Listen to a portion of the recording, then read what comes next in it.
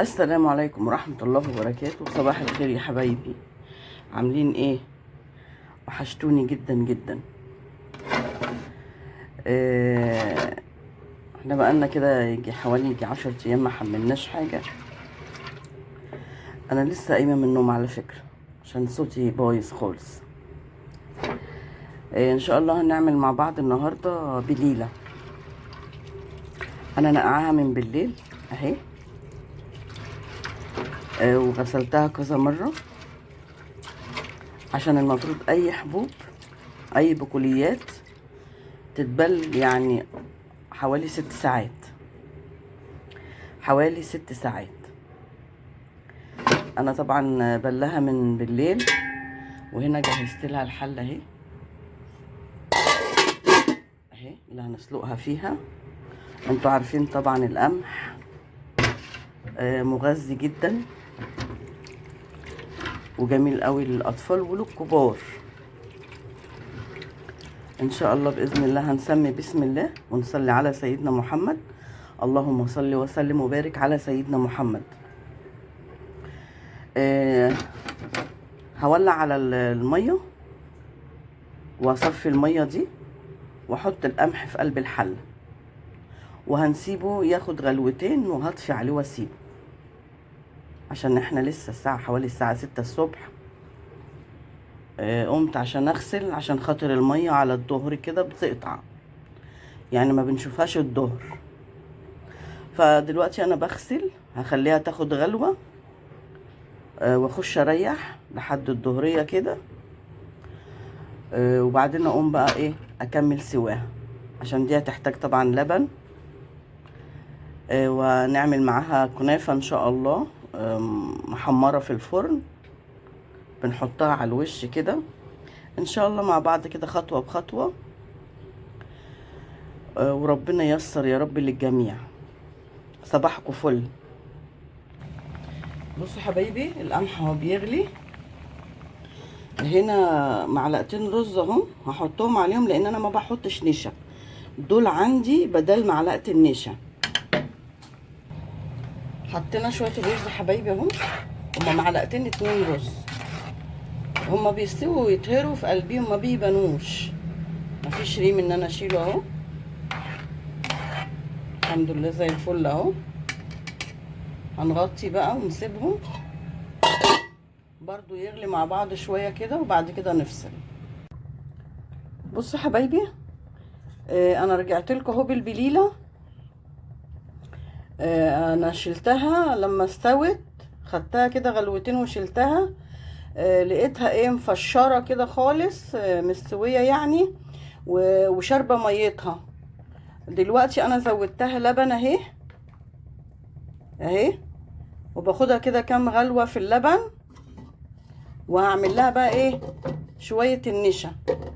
يعني هنغطيها كده شويه اما تاخد سوا شويه في اللبن. هعمل لها بقى شويه لبن بنشا واحطهم عليها، وخلاص تبقى خلصت على كده. هنا في اهو الكنافه، حمرتها اهي في الفرن، حمصتها اهي، عشان احنا ايه بنحط على الوش كنافه وسكر بودره.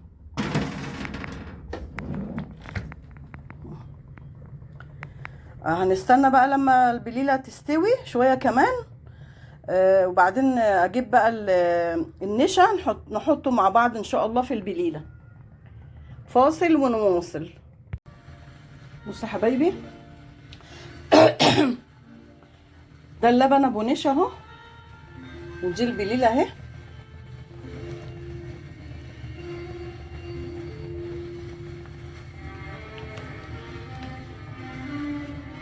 هكبهم بقى على بعض.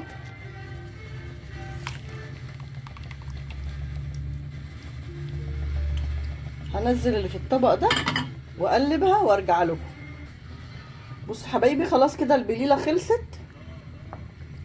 هو انا ممكن اغرف طبق معاكم عشان هغطيها بقى وابتدي امسح المطبخ بقى.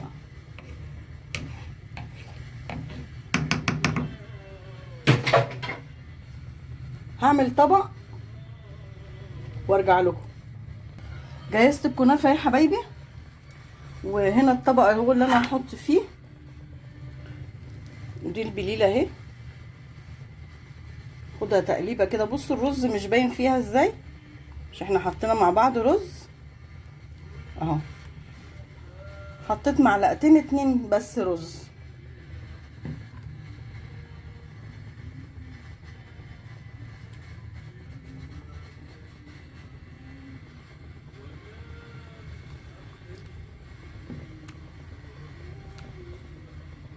انا حطيت لها السكر وحطيت لها الفانيليا في النشا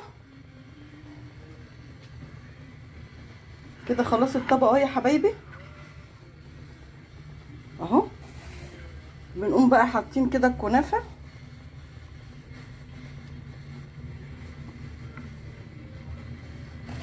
المفروض نحط سكر بودره، بس انا حطيت في قلبيها اهو كده. طبق البليله اهو،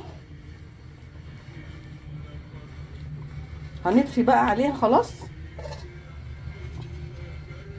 فاصل وفاصل وارجع لكم اهو يا حبايبي. بتقلبوه بقى انتوا كده او تاكلوه كده من هنا كده اهو، واحده واحده كده من هنا وتاكلوا منه. لو عجبتكم البليله دي ما تنسونيش في اللايك والاشتراك. جميله جدا والله، جربوها هتلاقوها جميله. هي محتاجه زبيب بس انا ما عنديش، هاكلها كده. شكرا يا حبايبي، وما تنسونيش في اللايك والتعليق، وتعليق حلو كده منكم، عشان تعليقاتكم كل ما بقراها بتسعدني، بتفرحني وتسعدني. سلام عليكم حبايبي.